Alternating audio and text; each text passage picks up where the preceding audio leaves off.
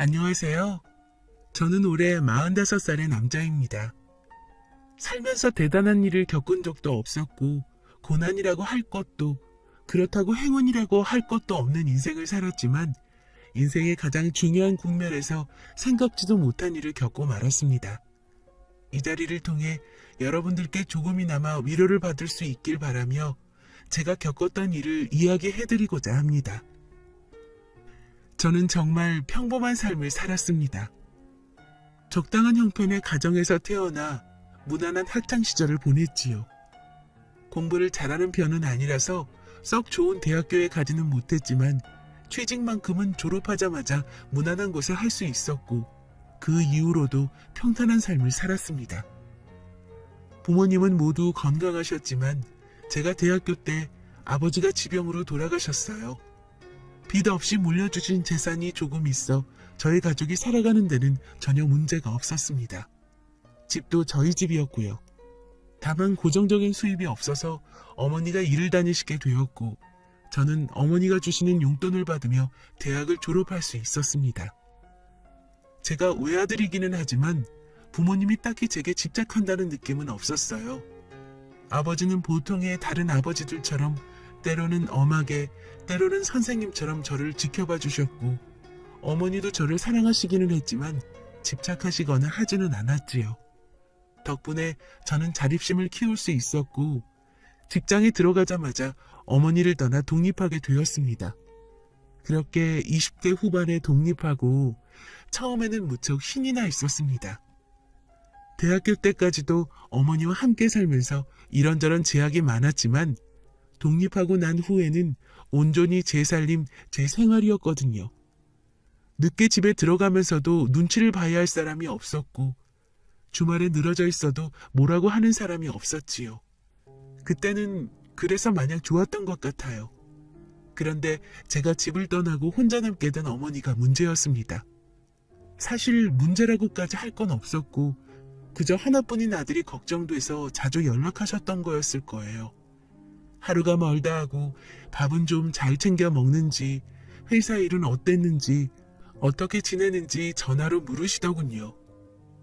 처음에는 좀 귀찮아하긴 했지만 아버지도 없이 홀로 남겨진 어머니가 걱정이 많으셔서 그러시겠거니 했어요. 대신 제가 챙기지 못하는 반찬 같은 건 어머니가 챙겨주셨기 때문에 아무런 불만도 없었습니다.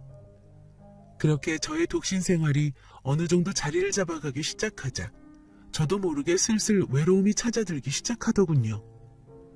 혼자 살기 전에는 항상 집에 들어오면 사람이 있었는데 독립하고 난 후로는 썰렁한 집에 들어가기가 그렇게 싫더라고요.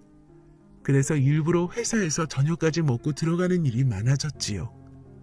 하지만 그런 식으로 두어 달 생활하자 금세 몸이 망가지더군요. 혼자 집에서 차려 먹는 저녁이 싫어서 회사 동료들과 자리를 만들면 꼭 술이 끼어들기 마련이었는데 원래도 술이 약했던 터라 고작 2달 만에 포기하고 만 것이지요.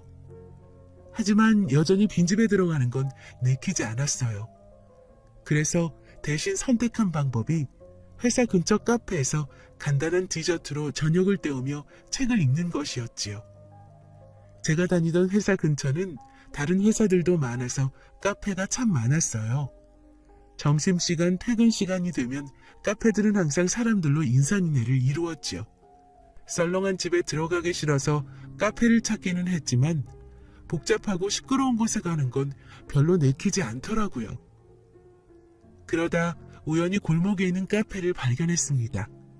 주인이 직접 인테리어를 했는지 프랜차이즈 카페 같은 통일된 맛은 없었지만 아기자기한 소품이며 편안한 분위기가 마음에 들더군요. 구석진 곳에 있는 카페라서 그런지 사람도 많지 않았고요. 그래서 그 카페를 아지트 삼아 매일 저녁 디저트와 함께 책을 읽었습니다. 그리고 그곳에서 그녀를 만나게 되었습니다. 괜찮으시면 이것도 한번 드셔봐 주시겠어요? 네? 이게 뭔가요? 제가 새로 개발한 디저트인데 맛이 어떤가 해서요. 제 입맛에는 맞는데 손님들 입맛은 또 다를 수 있잖아요. 그거야 어려운 일은 아닌데. 그런데 이걸 왜 하필 저에게 주시나요? 제 평가가 도움이 될지. 손님 같은 단골에게 좋은 평가를 받아야죠. 어려워하지 마시고 드셔보신 뒤에 평가해 주세요. 카페 주인인 것 같은 여자가 디저트 시식을 권하는데 저는 솔직히 대답을 하면서도 정신이 하나도 없었습니다. 사람이 아니라 천사가 말을 건 줄 알았거든요. 제가 워낙 숫기도 없고 그래서 매일 오는 카페 주인이 누군지 볼 생각도 하지 않기는 했지만 여자도 워낙 자그마하고 존재감이 없어서 있는 줄도 몰랐습니다. 그런데 막상 가까이서 보니 정말 예쁘더군요. 뽀얀 얼굴에 오밀조밀 모인 이목구비, 그리고 나긋나긋한 목소리까지. 저는 그녀가 주는 디저트를 먹으면서도 눈을 뗄 수가 없었습니다. 솔직히 무슨 맛인지도 모르고 먹었죠. 어때요? 맛이 괜찮나요? 네? 네, 무조건 맛있습니다. 네? 무조건이라니요? 그게 하여튼 진짜로 맛있습니다. 진심입니다. 제가 생각해도 어처구니 없는 대답이었지요. 하지만 그녀는 당황해서 허둥대는 저를 보고 빙그레 웃어주더군요. 그 모습마저 어찌나 아름답던지. 그날 이후 저는 아예 카페를 출퇴근하다시피 하며 뻔질나게 드나들었습니다. 점심을 먹고 난 뒤에는 꼭 그녀의 카페에서 커피를 마셨고 퇴근 후에는 당연히 카페로 가서 책을 읽었지요. 사실 책을 읽는 것도 아니었어요. 커피와 디저트는 시켜놓고 제 눈은 계속해서 그녀만 쫓고 있었거든요. 지금 생각해보면 그녀가 아닌 누구라도 제가 그녀에게 반했다는 걸 눈치챘을 거예요. 아마 그녀도 이미 눈치는 채고 있었겠지요. 하지만 저는 이미 그녀에게 홀딱 빠져버려 그런 건 생각조차 하지 못했지요. 그렇게 카페가 문을 닫을 때까지 자리에 있다가 집으로 돌아오면 머릿속에는 온통 그녀 생각뿐이었습니다. 카운터에서 주문을 받는 그녀, 가끔 제가 앉은 테이블에 와서 말을 걸어주는 그녀, 미소 짓는 그녀. 그런 생각에 빠져들다 보면 당장이라도 그녀를 찾아가 사랑한다고, 첫눈에 반했다고 고백하고 싶었지요. 하지만 정작 저는 그러지 못했어요. 지금 이렇게 먼 발치에서라도 바라보며 행복해할 수 있지만 그녀가 제 고백을 받아주지 않는다면 이런 행복조차 사라질 때 뻔했으니까요. 그래서 더 다가가지도, 그렇다고 멀어지지도 못한 채 몇 달을 보냈습니다. 그런데 꿈에서조차 생각하지 못했던 행운이 제게 찾아왔습니다. 저기요. 네? 저요? 그럼 당연히 그쪽이죠. 그쪽 말고 다른 손님 없는 거 안 보여요? 네. 대체 언제까지 그럴 셈이시죠? 네? 제가 전 그냥 책을 읽는 건데요. 정말 이럴 거예요? 하루에도 두세 번씩 카페에 오고 책은 펴놓고 저만 쳐다보고 계시잖아요. 아니, 그게... 죄송합니다. 저는 그냥... 남자가 왜 그렇게 답답해요? 그냥 속 시원하게 말하면 안 돼요? 네? 뭘요? 좋아요. 그럼 제가 그쪽 고민을 해결해 드릴게요. 제가 묻는 말에 대답만 하세요. 알겠죠? 네. 저 좋아해요? 장난스럽게 웃으며 묻는 그녀의 표정을 보고 있으니 가슴이 철렁 내려앉더군요. 세상에 이렇게 예쁜 사람이 있다니. 정말 꿈만 같더군요. 그와 동시에 이 기회를 놓치면 죽을 때까지 후회할 거라는 확신이 들었습니다. 네, 좋아합니다. 왜 소리를 지르고 그래요? 알겠어요. 네, 이게 끝인가요? 그럼 끝이지 뭐가 더 있겠어요? 이렇게 그냥 뒀다가는 고백도 못하고 끝날 것 같길래 물어본 것 뿐이에요. 예. 그럼 그렇지. 평생 무난한 삶을 살아왔던 제게 그런 행운이 찾아올 리가 없다는 것을 깨닫자 저도 모르게 어깨가 축 처지더군요. 그런데 그런 제 모습을 본 그녀가 또다시 장난스러운 웃음을 지으며 말했어요. 내일은 카페 쉬는 날인 거 알고 계시죠? 모처럼 휴일이라 가까운 곳에 바람이라도 쐬러 가고 싶은데 데려가 줄 사람이 없네요? 네? 설마요. 이렇게 아름다운 분이 혼자 쉴 리가... 으이구, 끝까지 눈치 없긴. 내일 아침 10시까지 카페로 오세요? 네? 네! 그렇게 저는 그녀와 만나게 되었습니다. 제가 첫눈에 반했다는 건 그녀도 처음부터 알고 있었더군요. 그녀도 제가 마음에 들었고요. 하지만 처음 보는 사람을 덜컥 믿을 수도 없어서 계속 지켜봤다더라고요. 전 그것도 모르고 혼자 마음 졸이며 매일같이 카페를 드나들었던 거죠. 지금 생각해도 저 자신이 참 바보 같지만 그때는 그런 것마저도 행복했지요. 그동안에는 멀리서 바라보기만 했었는데도 너무나 사랑스러운 그녀였는데 함께 있으니 더욱 사랑스럽더군요. 물론 처음에는 그녀의 외모 때문에 눈길이 갔던 건 사실이에요. 하지만 그녀는 알면 알수록 더 매력적인 사람이었어요. 몸집은 작았지만 강단있는 성격이었지요. 게다가 연애에 서툴러 늘 허둥대기만 하는 저를 보고도 항상 웃으며 이해해 주었어요. 그녀가 원한다면 제 목숨도 줄 수 있을 것 같았습니다. 그러다 보니 어느 순간 점점 더 집에 가기 싫어지는 저를 발견하게 되었습니다. 그녀와 함께 있는 시간이 행복하면 행복할수록 그녀와 떨어져 있는 시간이 더 싫어졌죠. 그래서 저는 그녀에게 프로포즈를 했습니다. 제 평생 가장 후회하는 건 당신을 좀 더 일찍 만나지 못했다는 거라고. 남은 날들은 누구보다 행복하게 해주겠다고 약속했지요. 늘 저를 보며 웃던 그녀도 프로포즈를 받을 때는 투명한 눈물을 뚝뚝 흘리더군요. 그렇게 우리는 결혼을 약속했어요. 하지만 저희의 시련은 그때부터 시작되었습니다. 저희 어머니가 우리의 결혼을 너무 강하게 반대하셨어요. 내 눈에 흙이 들어가기 전에는 이 결혼 허락 못한다. 대체 왜 그러시는데요? 미영씨 정말 좋은 사람이에요. 저한테 과분할 정도라고요. 뭐가 어쩌고 어째? 너 그게 애지중지 키워준 애미한테 할 소리냐? 솔직히 내가 어디가 부족해서 그런 애랑 결혼을 해? 미영씨가 어디가 어때서요? 말이 나왔으니 말인데 부모님도 안 계시고 여자가 한다는 일이 겨우 물장사나 하는데 너 같으면 그런 애를 집에 들이고 싶겠니? 절대 안 되니까 그렇게 알아. 어머니는 아무리 설득해도 들으시려고 하질 않으셨어요. 미영씨는 단지 카페를 운영할 뿐인데 옛날 사람의 사고방식으로 물장사로 치부해버리셨죠.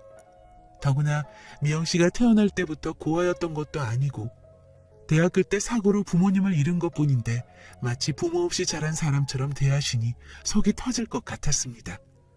저는 그녀가 없으면 살 수가 없는데 남은 날들은 평생 행복하게 해주겠다고 약속했는데 정작 제 어머니의 반대 때문에 결혼도 하지 못하는 저 자신이 너무나 한심해서 매일같이 술을 마셨어요. 그렇게라도 하지 않으면 괴로운 마음을 달랠 수가 없었지요. 그런데 그런 제 모습이 안타까웠는지 그녀가 직접 나서더군요. 어렸을 때 찍었던 사진이며 통장, 거기다 세금 납부 내역까지 뽑아서 어머니를 만난 겁니다. 어머니, 비록 지금은 안 계시지만 저도 대학교 때까지 저를 사랑해주시는 부모님 밑에서 자랐어요. 그리고 지금 하는 카페는 제 힘으로 시작한 거고요.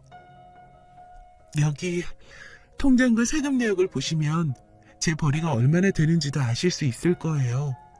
저 그렇게 함부로 살아오지 않았어요. 제발 저희 결혼을 허락해 주세요. 완고하게 반대하시던 어머니도 그녀가 이렇게까지 하자 더는 반대하지 못하시는 것 같았어요. 속 시원하게 허락한다고 말씀해 주시지는 않았지만 그렇다고 전처럼 강하게 반대하시지는 않더군요. 그래서 이번엔 제가 용기를 내기로 했습니다. 어머니가 완전히 허락하시기 전까진 결혼하지 않겠다. 대신 저는 그녀와 하루도 떨어져 살 수 없으니 당장 동거라도 시작하겠다고 선언했어요. 그렇게 저와 그녀의 동거가 시작되었습니다. 비록 정식으로 결혼한 건 아니지만 함께 있는 것만으로도 너무 행복했어요. 매일 아침 그녀의 배웅을 받으며 출근하고 퇴근하면 카페에 들려 그녀와 함께 집으로 돌아오는 일상이 이어졌지요. 평범하게만 했던 제 삶에 다채로운 색이 입혀진 것 같은 느낌이었어요. 하지만 그런 행복조차도 저희 어머니는 못마땅하셨던 모양이더라고요. 처음에는 그녀의 당당함에 눌려 아무 말씀도 하지 않으시던 어머니가 점점 저와 그녀 사이를 간섭하기 시작하신 겁니다.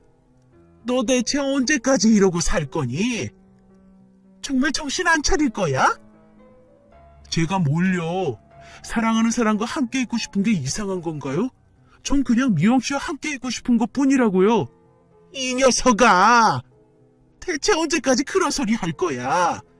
너는 이 애미가 불쌍하지도 않니? 아버지도 돌아가시고 이 애미에게 남은 건 너뿐이야. 제발 정신 좀 차려라. 어머니, 저 지금 정말 행복해요. 어머니가 보시기엔 정신 나간 사람처럼 보이시겠지만 미영 씨와 함께 있는 이 시간이 너무 소중하다고요. 그런 말씀 하실 거면 돌아가세요. 어머니는 걱정이라는 핑계로 끊임없이 저와 그녀 사이를 갈라놓으려고 하셨어요. 그래도 처음에는 부모님이 안 계시다는 둥, 카페 장사가 마음에 들지 않는다는 둥 이유라도 말씀하셨지만 저희가 동거를 시작하고 난 뒤로는 막무가내로 저희를 떼어놓으려 하시더군요. 그녀에게는 그런 저희 어머니 모습을 최대한 보이지 않으려고 했지만 시도 때도 없이 전화하거나 집에 찾아오시는 통에 결국 그녀도 어머니가 어떤 생각을 하고 계신지 알고 말았어요. 그러자 늘 당당하기만 했던 그녀도 점점 불안해하기 시작하더군요. 난 어머님이 아직까지 그렇게 생각하고 계신 줄 몰랐어. 난 그저 자기를 사랑하고 자기와 함께 있고 싶은 것 뿐인데 그게 너무 큰 욕심인 걸까? 그런 소리 하지 마. 당신은 내게 너무 과분한 사람이야. 만약 당신 부모님이 살아계셨다면 제발 따님을 제게 달라고 무릎이라도 꿇어야 했을걸? 우리 어머님 말씀은 너무 마음에 담아두지 마. 아버지가 돌아가신 후에 나한테 좀 집착하시긴 했는데 이렇게 심한 줄은 몰랐어. 우리 어머니 일은 내가 알아서 해결할게. 그래도 어머님을 너무 몰아세우지는 마. 그래도 자기 키워주신 분이시고 지금은 허락하지 않으시지만 우리가 결혼하면 내겐 시어머니가 될 분이시니까. 그녀는 정말 끝까지 착하고 사려 깊은 사람이더군요. 저도 그런 그녀를 보며 더욱 힘을 낼 수 있었습니다.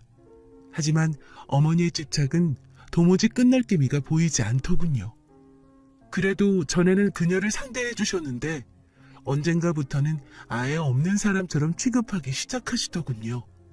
저를 혼내시는 건 이해할 수 있었지만 그녀를 무시하는 건 도저히 참을 수가 없더군요.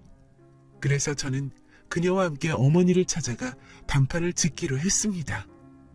이젠 제발 허락해 주세요. 저희가 동거하게 된 지도 벌써 1년이 넘었어요. 아직도 그렇게 못마땅하세요? 그게 무슨 소리냐?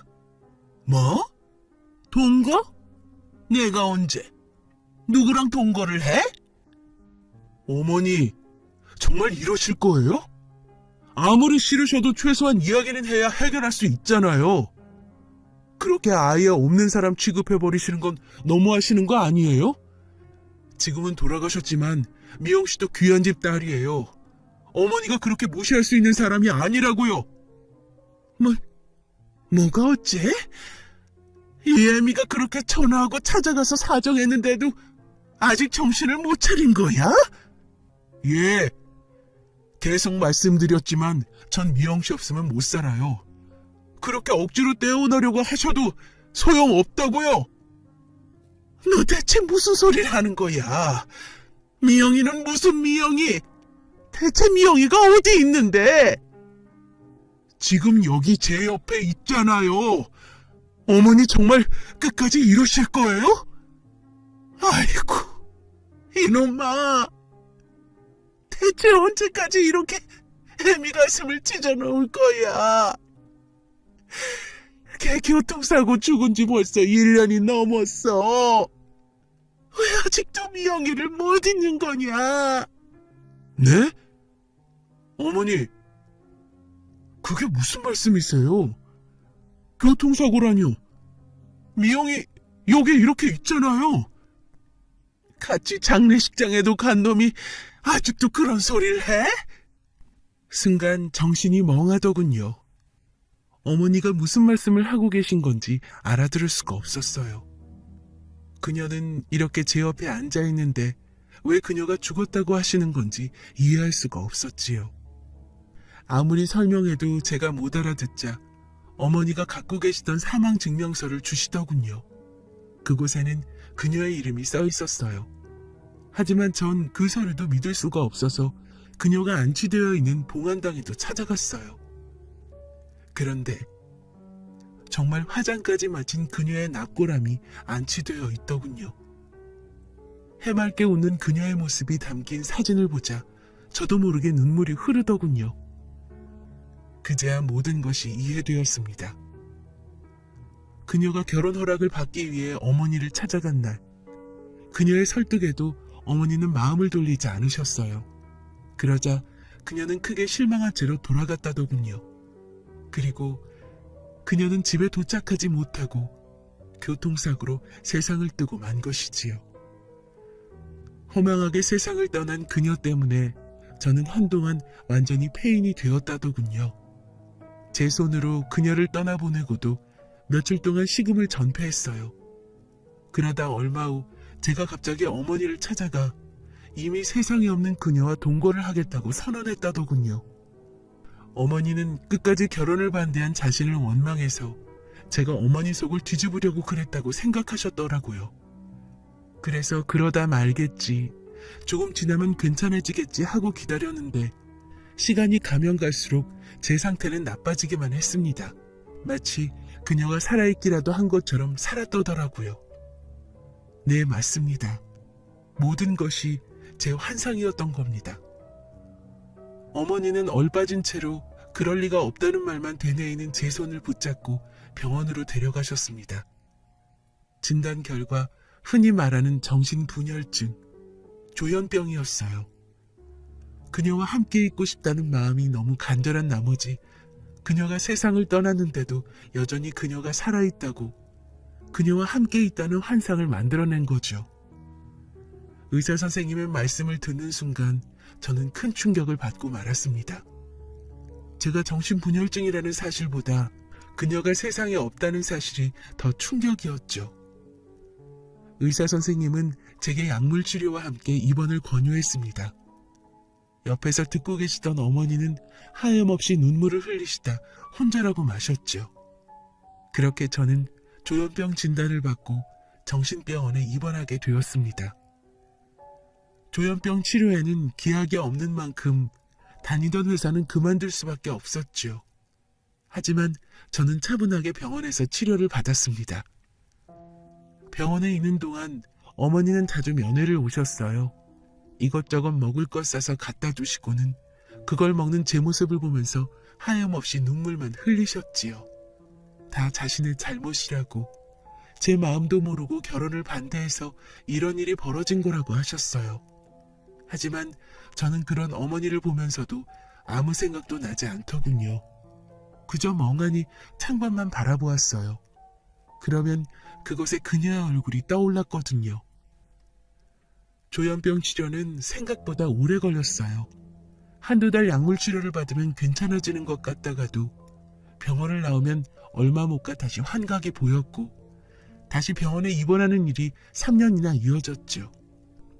그동안 어머니는 눈물로 저를 간호하시다 결국 돌아가시고 말았어요. 돌아가시면서도 모든 것이 다 당신의 잘못이라고, 괜한 욕심으로 아들의 인생을 망쳤다고 자책하셨지요. 그러면서 정신이 온전치 못한 저를 혼자 남겨두고 걸음이 떨어지지 않는다며 눈물을 흘리셨어요. 어머니의 마지막 말씀에 정신이 번쩍 들더군요. 이제는 정말 세상에 저 혼자뿐인데 먼저 간 그녀도 어머니도 제가 이렇게 사는 건 바라지 않을 거라는 생각이 들었어요. 덕분에 저는 마음을 굳게 먹을 수 있었고 조현병도 완벽하게 치료할 수 있었지요. 저는 지금 어머니가 돌아가시면서 남겨주신 약간의 재산으로 작은 카페를 하고 있습니다. 처음 그녀와 만났던 그 카페처럼 아기자기하지만 편안한 모습의 카페지요. 그렇다고 그녀의 환각을 보거나 하지는 않습니다. 그저 그녀와의 추억을 되새기며 살아갈 힘을 얻기 위해 카페를 시작했어요. 그 덕분에 이제는 그때의 일을 많은 분들께 들려드릴 수도 있게 되었죠. 제 사연을 들어주신 분들께서 위로와 응원 보내주신다면 정말 큰 힘이 될 것 같습니다. 긴 사연 들어주셔서 정말 감사합니다.